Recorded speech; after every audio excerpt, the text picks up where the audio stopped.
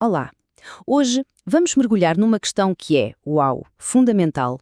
Como é que a gente sequer começa a entender e a organizar a imensa paisagem da mente humana, especialmente quando há sofrimento? É isso que vamos explorar. O campo da psicopatologia, que é, no fundo, a ciência que tenta criar um mapa para as nossas experiências interiores mais complexas. E tudo, mas tudo mesmo, começa com esta pergunta que parece tão simples. O que é, afinal, normal? Esta questão é o motor de toda a psicopatologia e, como vamos ver, a linha que separa o que chamamos de normal do que chamamos de patológico é muito mais desfocada e complicada do que se possa imaginar. E para se ter uma ideia dessa complexidade, olhem só para isto.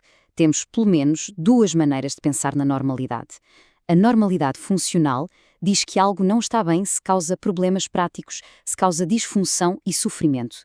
A outra, a normalidade subjetiva, foca-se naquilo que a própria pessoa sente sobre si mesma.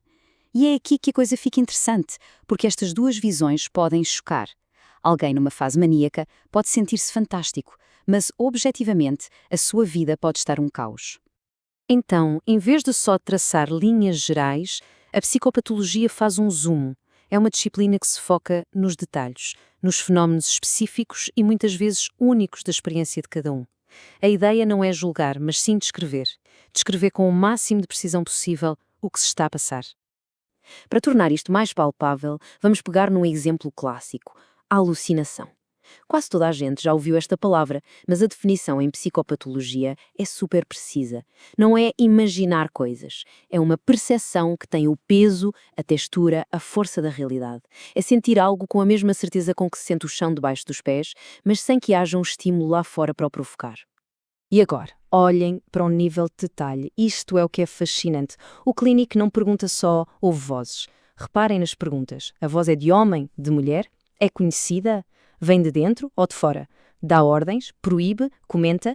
Cada pergunta destas abre uma porta para o mundo interior da pessoa, transformando um rótulo numa experiência viva e rica. E a psicopatologia descreve uma variedade imensa de experiências. Temos, por exemplo, a icmésia. Sabe aquela cena quase de filme em que a vida inteira passa à frente dos olhos num momento? É isto. É um fenómeno real, muitas vezes relatado em situações extremas, e mostra bem a profundidade e a riqueza das experiências que esta ciência tenta documentar. Certo. Temos estes fenómenos todos, complexos, íntimos. A questão lógica é como é que se observam, como é que se documentam de uma forma que faça sentido. É aqui que entra o que se pode chamar de a arte da observação. O nome técnico para esta arte é semiologia. Pensem nisto como a caixa de ferramentas do clínico. É um método, um sistema para identificar, descrever e interpretar os sinais e os sintomas que, juntos, compõem o quadro do sofrimento de alguém. E no coração desta caixa de ferramentas está algo profundamente humano, a entrevista clínica. Não é um formulário, não é uma análise de sangue. É uma conversa. Uma interação onde a habilidade do profissional é uma mistura de técnica, de coisas que se aprendem, com intuição e sensibilidade. É, por isso mesmo, insubstituível. E claro que a observação vai muito para além das palavras. Este slide mostra isso na perfeição. O clínico está atento à expressão facial, aos gestos, ao tom de voz, tenta perceber e descodificar as emoções que estão ali.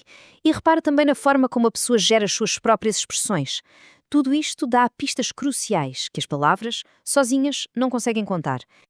Ok, já vimos as peças do puzzle, os fenómenos, as observações detalhadas. O passo seguinte é: como é que se organiza isto tudo? Como é que se cria uma linguagem que todos os profissionais possam usar para se entenderem? E o motivo para se criarem manuais de diagnóstico, na verdade, é muito prático. Não é só para pôr rótulos.